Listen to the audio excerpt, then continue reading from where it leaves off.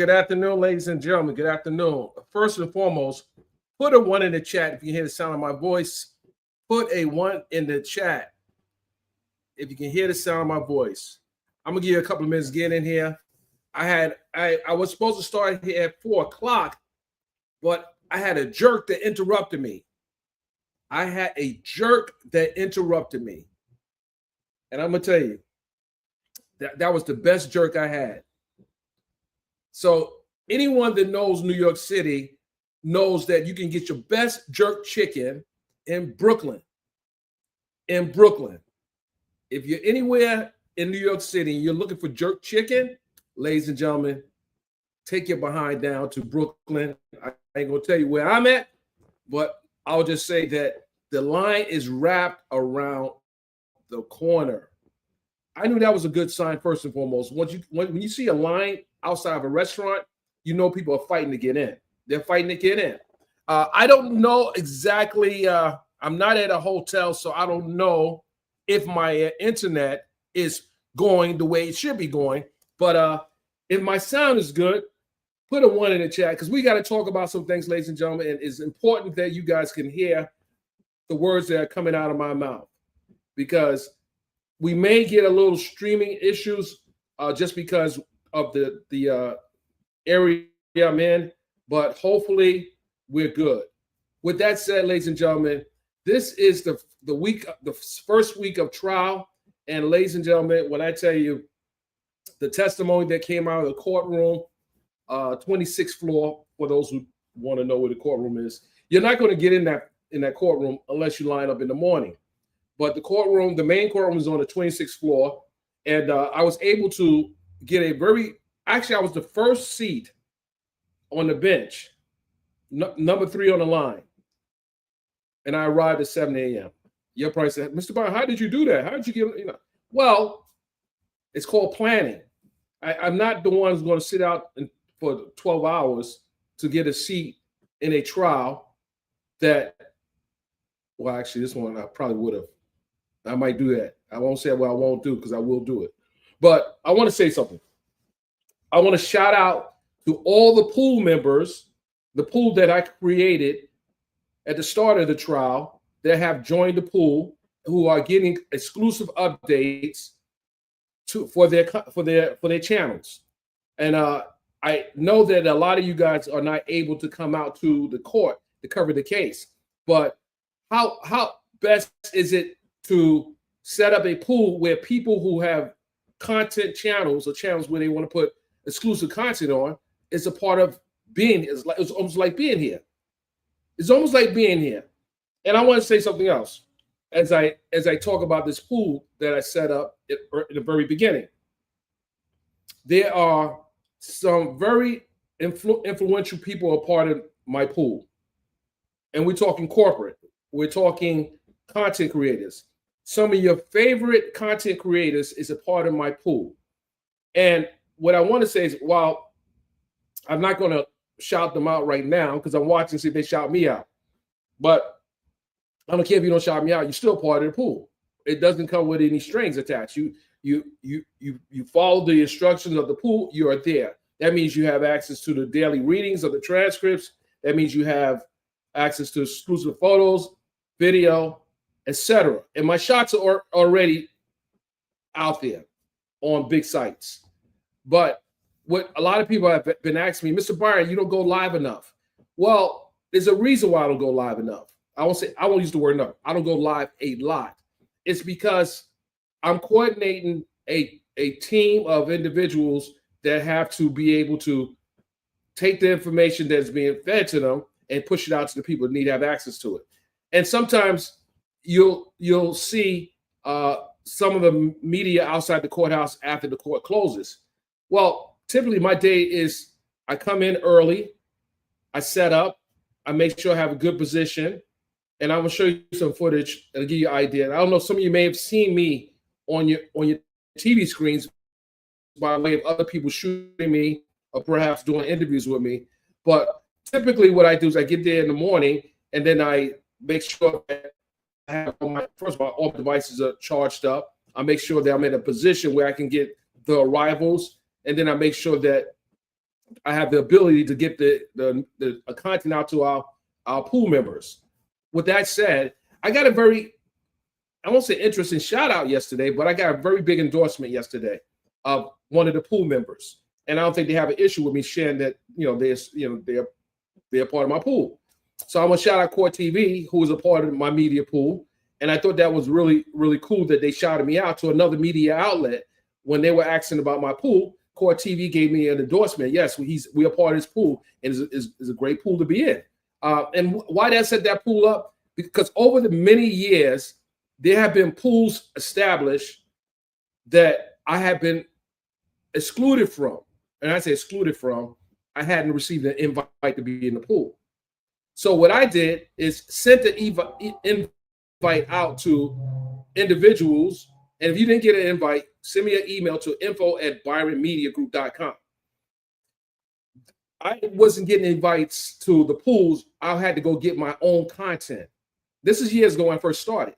I wasn't, I wasn't of a certain persuasion or have a big platform, so I wasn't really invited to those pools. The most recent pool that I was a part of that I had to fight and get in the pool, as you guys know, was the election interference case involving the current president, Donald Trump. I had to bring attorneys in to argue my position as being a part of the pool. And shout out to my attorney, Moali Davis and Brittany Dobbins and the Davis Bozeman Law Group, because they effectively argue my case in front of the presiding judge in that case, and I was in the building. And with that said, ladies and gentlemen, sometimes you have to fight for a position, especially in this game, in order for you to be in the building. There are a lot of media outlets that are on the ground covering this case. There are a lot of content creators that are on the ground covering this case. I haven't seen so many phones out shooting in a trial, outside of a trial. I don't think I have ever seen that. This is that trial. So they're posting videos. Shout out to those content creators. But what I want you guys to pay attention to is who's actually putting in the work. Who's actually putting in the work. And I also want to point out that based on the testimony that came out of the trial this week, there's some content creators that need to go back and issue a retraction of sorts because their content has added to the falsehoods about this case. For example, Ms. Cassie Ventura, the accuser in this case, they highlight victim number one. I'm going to say accuser number one. That's my voice. She debunked some of the things that people were pounding on Sean Combs about. And when she did that, I kind of turned around to an individual who was in the courtroom that was putting out and promoting some of these negative things that hadn't been proven. So when you're in the courtroom, you have the ability to listen to the evidence. You have the ability to see the reaction of the participants and see how they respond to questions. Well, I would say that based on what we heard this week, there probably needs to be a lot of videos taken down because they've essentially monetized a lie that many people thought was the truth. And I also want to talk about something else that came out during a TMZ post. A shout out to the guys over at TMZ, and shout out to my great colleague Celia Simone, who's doing an excellent job on the ground. She is one of the hardest working women in media, and I salute her. I've known her for years now, and she's doing an exceptional job. With that said, there are content creators that have literally made up stories to promote a narrative that has now been debunked. Why am I making that a point to talk about? It's because these jurors weren't picked during the time the content creators were making these videos. They were saying things, they were promoting things, they were pushing things that essentially became untrue. So with that, you guys got to be very careful where you get your content from and then cross-reference what was said in the past, and also look at the transcripts that are being read on several platforms, because those platforms are a member of the pool. Those platforms that are reading the transcript now are a member of the pool, so they are able to give you gavel to gavel reporting from the day the trial started, verbatim from the witness's mouth.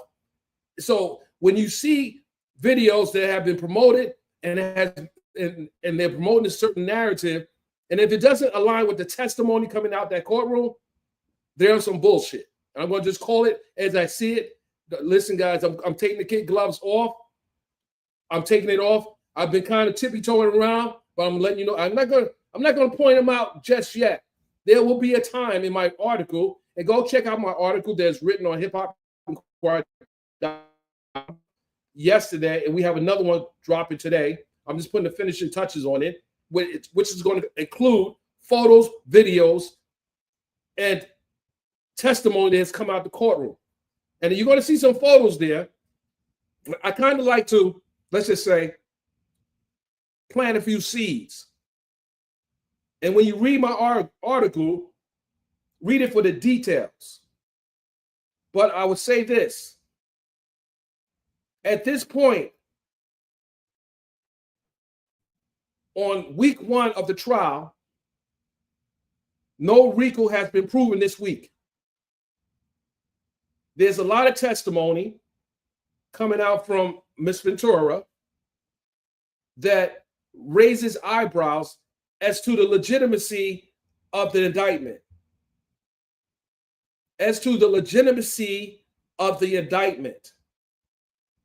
Now, while we still have at least 7 more weeks, the first week gave us a look into the window of the prosecution and how they are planning on lining this case up. Yesterday, around 2 to 3 o'clock,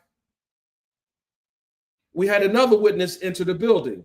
I tweeted it. It was a breaking tweet because I'm sure people didn't know that person was coming in the building. And that was Miss Rashad, or Richard, from Danity Kane. And she's being represented by none other than Lisa Bloom, her civil attorney. So she started her testimony on Friday, and she will conclude likely on Monday. But I want you guys to listen to her testimony and listen to what she said on social media. And then I want you to see if it aligns with what is going to be presented in the courtroom. With that said, ladies and gentlemen, we had several individuals who have showed up at the courthouse who haven't actually gotten in the courtroom. Lil Rod, for example. Why is Lil Rod significant in this case? Or is he even significant in this case? Well, he's done a series of interviews with different people, content creators, where he made certain claims. What I noticed about Lil Rod, and this is just from my experience in covering cases, they typically don't show up to the courtroom, the courthouse,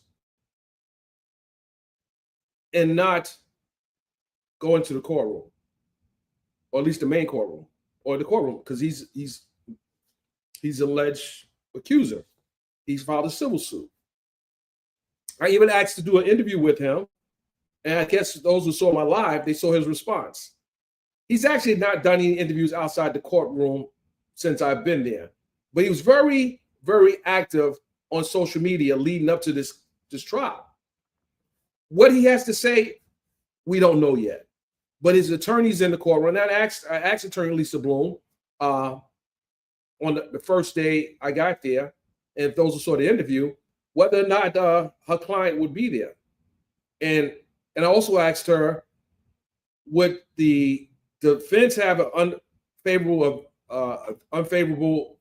advantage by way of your presence, where you have the ability to hear everything that's coming out of the courtroom, and then going back to your client. And if he's planning on testifying, I don't think I can believe that you're not going to tell him how to prepare for his testimony. But he should be one of the witnesses and or accusers should be sequestered, because if he's going to be testifying to anything involving Mr. Combs, then he should not be privy to what is happening in the courtroom until he gets in the courtroom. So the lawyers may this week require or request the judge to not only sequester the jurors, well, limited sequestration because they can't really look at social media, but they need to do that as well to the Mr. Rodney Jones. With that said, ladies and gentlemen, there was testimony that came out, and I have the transcripts. Some are reading the transcripts, but I do have the transcripts myself. And I just want to tell you guys that there were some shocking things that came out that I thought that helped the defense. Then there were some things that came out that kind of helped the prosecution. And we're going to look at pull the transcripts up real quick here. Okay. Hold on a second. I'm sorry, guys. I'm reading the text. I'm getting texts in real time. Okay. Appreciate you for texting me. But I'm on live and I got do not disturb one.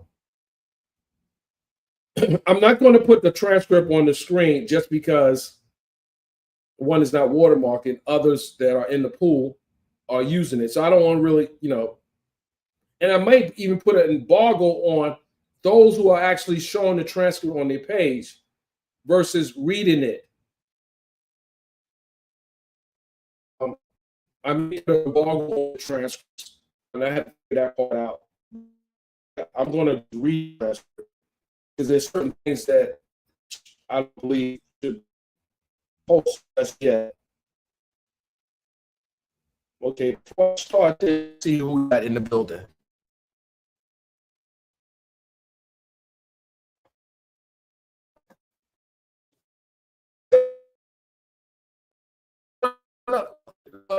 Listen, I mean, whatever rocks our boat, But we learned during testimony that Cassie not only got $20 million from Mr. Combs and his companies, but she got another $10 million from the Intercontinental Hotel. She initially wanted to sue Puffy for $30 million. So she got 20 from Puff. She got 10 from the Intercontinental. I think she got what she wanted. And I don't think that it's going to stop there.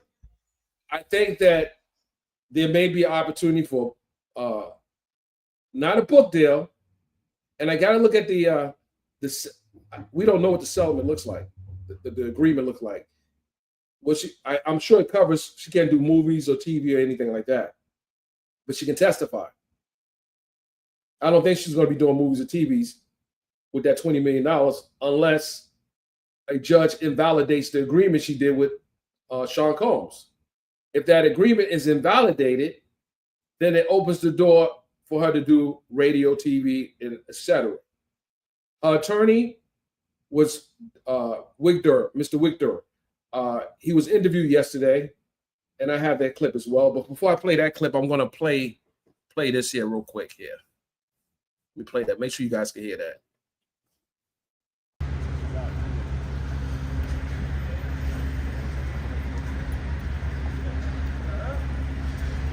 Got it. Let's take that back. Let's take that back. Let's take that back, ladies and gentlemen. Let's take that back. So this is Arrivals. Let's go. He looked good in court yesterday.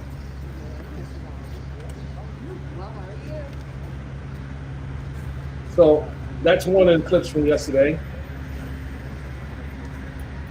Mr. Donaldson, Xavier Donaldson arrives at the courtroom.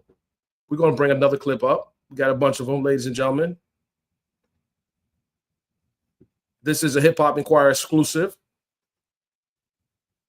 For those who don't know, now you do. Stand by. We got to pull them up. Let's see who else we got. Who else we got coming in? We got someone else. Here we go. Next person. Right, yeah. Let them walk, guys. Let them walk. Let the man walk.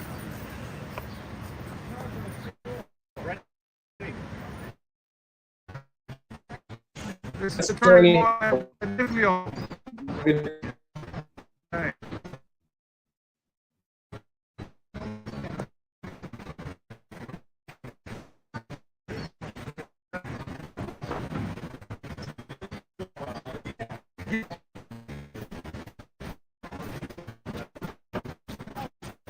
Good morning, Mark. Mark, you're doing good today, Mark. You're doing good, Mark. Hold the rain off, guys. Thanks, everybody. What are you gonna have to read this? Have a nice day. So that's Puff's attorney as well, arriving. Move that out the way. So that's typically what I do in the morning. I grab some of the arrivals, and then I, write notes to whatever the conversation was. If there were any questions being asked, I keep that as part of my notes for the start of the trial. And then we have another one. Let me grab this one. But let me put the disclaimer out here real quick so you guys will understand that we coming for you. Hold a second here. We put that out there. It's there already. It's there. Okay. Okay, here we go, guys. I don't know if I should put that one out there. Yeah, I'm gonna put that out there. I'm gonna tell you what, I'm gonna put this one out here. I'm gonna share this one too.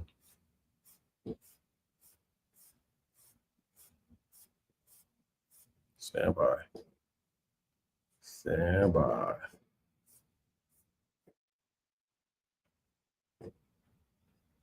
Let's see what this one is.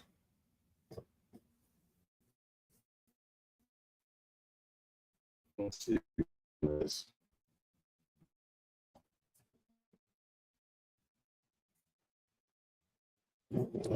Oh, here we go.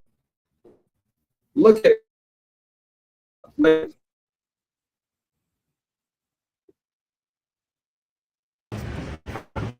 Let's start that over. There we go. Guys, notice my angle. Notice my angle, ladies and gentlemen.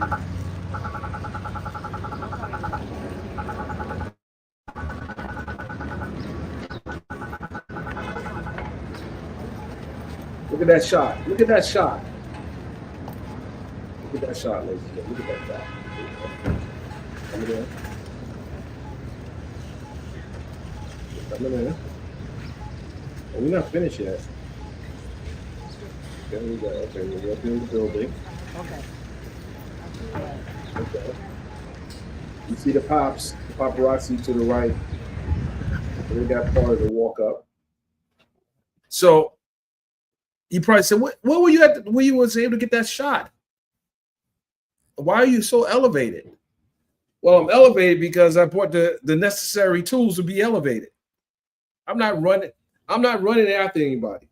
I'm not chasing people down like that. I'm not doing that. Let's see here. All right, guys. Put a 1 in the chat. Make sure you guys are still here. Put a 1 in the chat. Let's see. Rev it up, Georgia. We mean, what is this?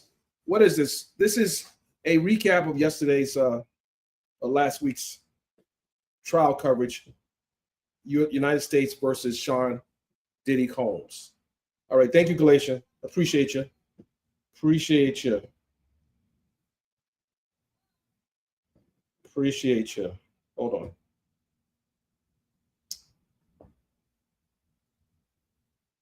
So let's look at some of the testimony. The testimony is so significant. The testimony. Let's go and look at some of the testimony here. In the morning, there were arguments by the attorneys on admissibility of evidence, on making sure the defense is not keeping Ms. Ventura on the witness stand longer than she needs to be on the witness stand. And while some of the questions appeared to be repetitive coming from the defense, I'm sure they have a strategy there, or they were trying to drill it in the juror's head, which he had said. So they may have asked it a different way.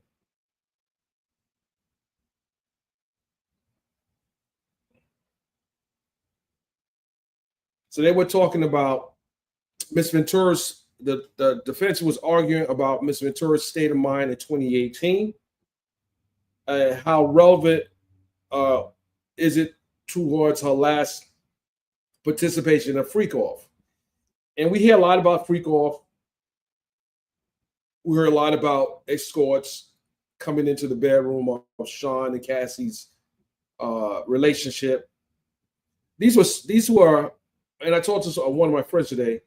He made a point to say, Mr. Byron, or you call him Dennis.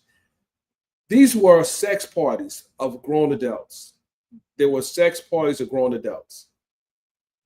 Will Puck have an issue with paying for these escorts to come from wherever they came from? Because it's obvious he paid for some of this. I think most people can conclude that he paid for some of this, and it's no different than he's a man in a situation, so he's paying for whatever his significant other wants. And for those who say, well, no, she didn't want none of this, no. Cut the crap. She was a willing participant in this. So let's not take that away from the story. Now, who introduced her to this? That is, that remains to be seen, because before Sean Combs, she was dating Ryan Leslie for 3 years. So we don't know if he's going to come in the courtroom and testify. What can he offer to the situation? I mean, because if you're putting Puff's life and his bedroom behavior on trial, then will the rule of 412, meaning you cannot question a victim's or accuser's sexual past, will they have the ability to bring Ryan Leslie in to even talk about anything? Who knows? We don't know if Ryan Leslie's even been subpoenaed. Will he be subpoenaed? Who knows? But the way the prosecution is presenting the case is that all the things that Cassie was engaged in, Sean Combs was responsible. Well, there was testimony that came out that she was using drugs prior to Combs. So we have to make sure that we are not just throwing all the tomatoes at Sean Combs and save a few of the tomatoes for Cassie. And you're going to say, Mr. Bond, why are you going to say that? Well, listen, you heard the testimony. Well, you didn't hear the testimony. You saw the transcript reads. There were things that were said that she admitted that she was a willing participant in. I want to just bring up some of the quotes from the trial. Let me just bring up some of the quotes from the trial. Just give me a second here.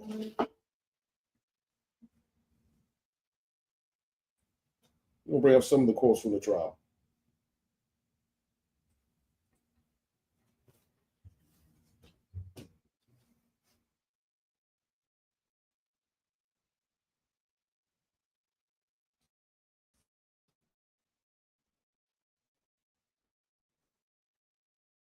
Let's see here. Here we go.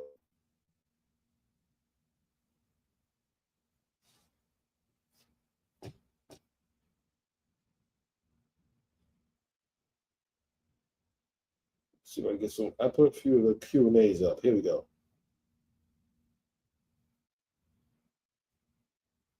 Okay, let's go. First, one of the questions. On August 16th, 2016, in August 2016, don't suspect you were seeing. Yes, I was seeing someone else then. Question from the defense. He asked you to call your mom, then grabbed your phone and ran. Answer, yes. Down Wilshire Boulevard. Question, your mom called the police? Answer, she was worried. I had no phone. Question, did Combs speak to the person you were dating on the phone? Answer, I believe so. I wasn't there. So you weren't there. How would you know? Question, that person was an NFL player? Answer, yes. At the time. Question, Combs was jealous? Answer, you could say that. He didn't want me with anyone else. Question, even when you were broken up? Answer, yes. It still upset him. Question, he's taking your phone on other occasions? Answer, yes. When angry, he'd take my phone, car, watch, passport. Question, he took your phone once after suspecting you of dancing with Chris Brown? Answer, I don't remember that incident clearly. So how did the prosecutors get that information? How did the prosecutors get that information? Was that something that they got off of social media? How did that happen? Question, you said I tried to kill a bitch in a text to Diddy after a bar fight. Answer, that's what the message said. So, question, you said I tried to kill a bitch in a text to Diddy after a bar fight. Okay, so Cassie got those hands. Cassie got those hands. Answer, that's what the message said. Let's talk about the video involving Sujin. You thought it might be a freak off tape. Answer, yes. I was worried. Question, Combs texted, don't let him out of your sight. Answer, yes, that's what he wrote. Question, you were scared? Answer, yes, it was intense. Question, Combs once said, what did I do to you? You disappearing. Answer, yes. He messaged that when I didn't respond. Okay. Question, you replied, obviously you're high, just trying to relax from the night. So this is what she replied. Answer, that's what I wrote. She's like, that's what I wrote. So so the prosecutor, the defense attorney, in the beginning of the question, she said, Ms. Ventura, I'm going to play Puffy. Basically, she's going to play Puffy, and you're going to be you, and you're going to respond. So she's the defense attorney is basically playing the role of Puff, and she's giving her the response. Question, you recorded a conversation with Sujin in Atlantic City in 2014. Cassie answers, yes, I did. Question, that audio was played in court. Was that Sujin's voice? Answer, yes, it was him. Would you, okay. So we have a little more here. Hold on. We have a little more here I want to read here.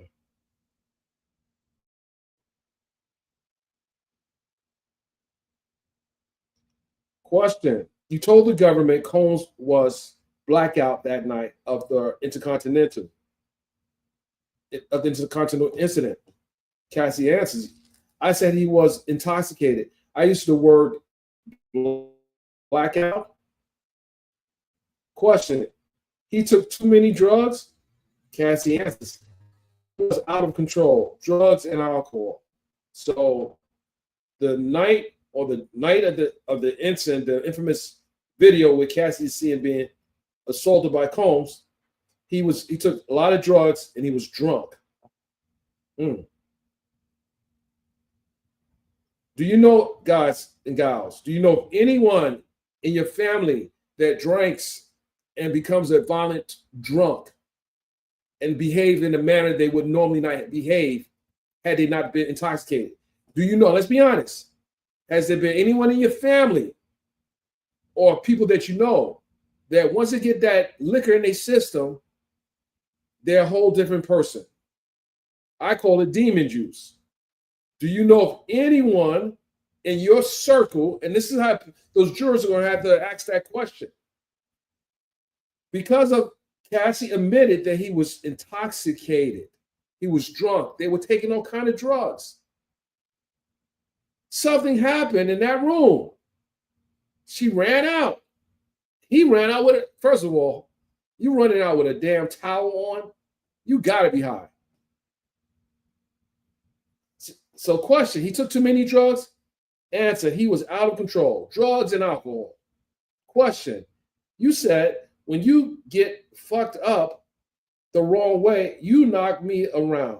I'm not a rag doll. Okay. So this is so this, ladies and gentlemen, Cassie is saying, Diddy's asking her this, and this is Cassie's response. Yes, that was a message to him. So again, let's read that again.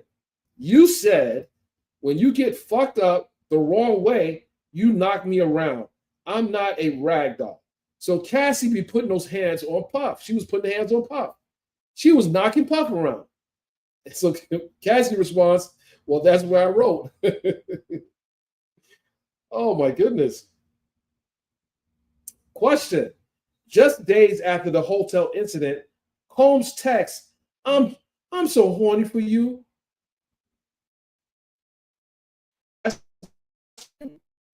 Answer. Question. You told him not a good vibe, and we need a different vibe than Friday. So she's telling him that issue you was on was whack as hell. I'm paraphrasing, but it wasn't a good vibe. And he's horny about the mindset. And then the next day you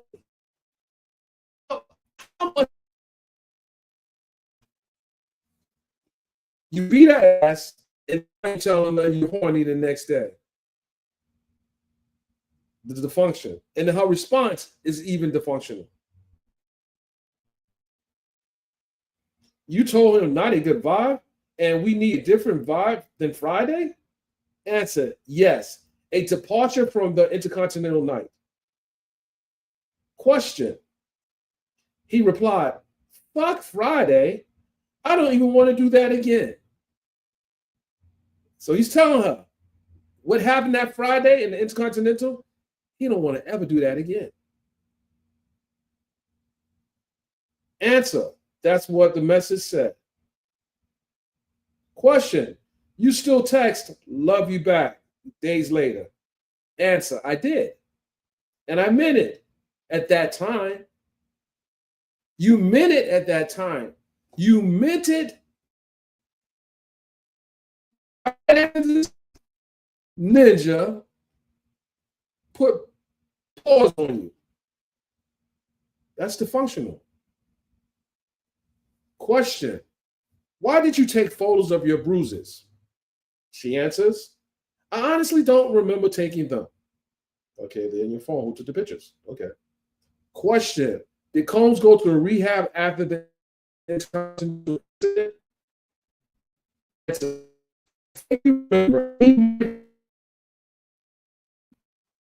So, sort out counseling for his behavior. He sought out counseling for assaulting Cassie. I have a question. If he sought out counseling for that behavior, what can you deduct from that? That he was sincerely apologetic? That he was someone that would do it again if not treated properly? Why would he seek out treatment if beating her behind was a normal practice? Well, probably because beating her behind was a normal practice. Anyway, we'll get back to that. We want to table that one right there. You went to Sedona too, right? Answer, yes. to take a break from drugs and partying. So she too sought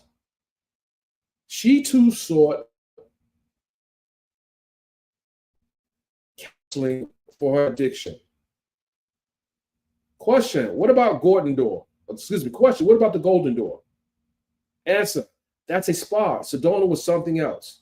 So the Golden Door, I don't know where that's at. It must be somewhere in California, but it's a spa. Question. Okay, we read that. We don't go, we read that. So this questions, this process with different questions. But just listening to that, it does appear that they both have serious issues. Oh, my Wi-Fi is going out. What the freak? Hold on. Put a 1 in the chat, ladies and gentlemen, if you can hear the sound of my voice. Put a 1 in the chat. I told you in the beginning I had Wi-Fi issues. Put a 1 in the chat.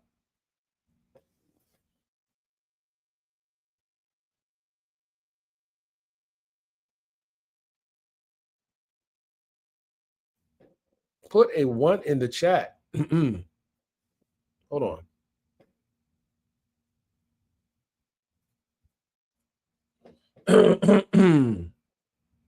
Okay.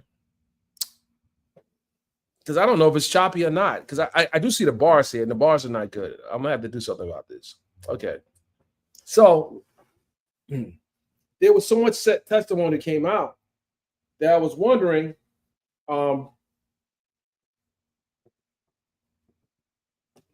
why didn't the prosecutor get in front of these type of questions?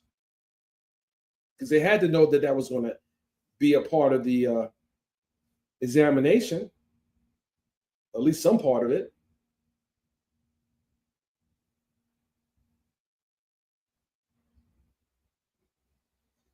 I'm trying to pull some more questions up for you guys. My notes.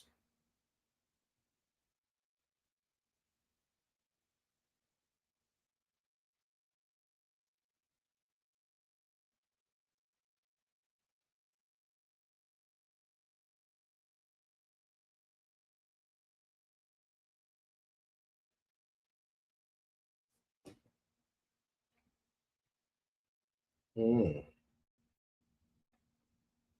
yeah.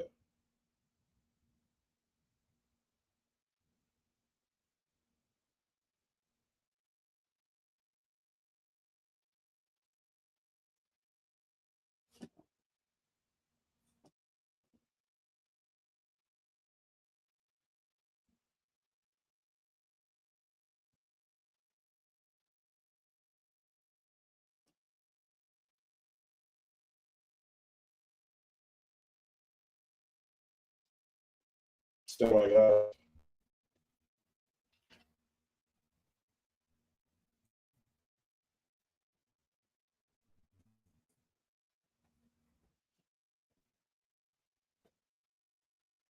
So I'm getting some messages in real time.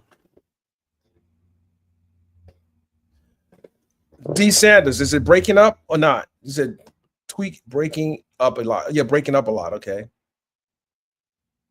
So Kimberly's Uncle Dennis tripping. Kimberly, can I drop the link for you, Kimberly? Kimberly, I'm gonna drop the link. If y'all want to talk about this testimony, I'm gonna drop the link.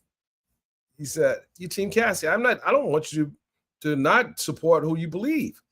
I'm just saying this is what's coming out." He said, "I'm tripping." Let me drop this here real quick. Let's see if I can get someone else on here. Let's see here.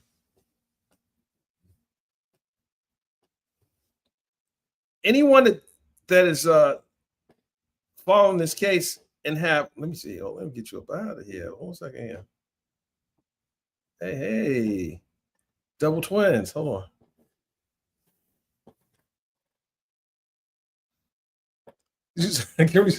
Kim, don't give up, Kim. You might listen, Kim. You might make a good point, and you might shut me down. Don't give up. On the platform, let's talk about it. Hey, Miss HLS, happy Saturday. I want to say something else, ladies and gentlemen. I feel good sleep too. I've been getting 4 hours of sleep. So alarm didn't go this morning. They had 2 hours. I said I got up at 6:30 this morning. Still not a lot of sleep, but it was better than what I had before. I just can't do 8 or 9 hours of sleep. Oh, a lady 747. I'm buffering badly. I'm going to fix this. I'm going to end this and get to a place where I have good internet. This is crazy. I'm in a townhouse. This townhouse, like, they have their Wi-Fi sucks. It sucks. I'll fix that. I'll fix that, I promise. With that, ladies and gentlemen, let me end this live and go get me some better internet. With that, see you on the next live. I'm out. I really am. Peace.